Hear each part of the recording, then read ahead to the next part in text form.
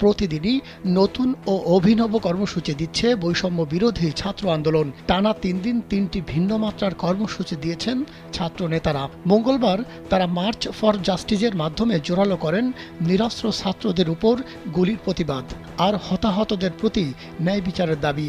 বুধবার remembering hour heroes কর্মসূচি দিয়ে আন্দোলনে নিহতদের শ্রদ্ধাভরে স্মরণ করা হয়। সবশেষ 1 আগস্ট ছাত্রনেতারা ঘোষণা দেন নতুন কর্মসূচি, যাতে থাকছে প্রার্থনা আর ছাত্র জনতার গণমিছিল। শুক্রবার সারা দেশে এটি অনুষ্ঠিত হবে। বৃহস্পতিবার বৈষম্য বিরোধী ছাত্র আন্দোলনের সমন্বয়ক আব্দুল কাদেরের প্রেরিত বার্তায় এ তথ্য জানানো হয়। যমুনা রেফ্রিজারেটর, খাবার ফ্রেশ তো লাইফ জম্পেশ।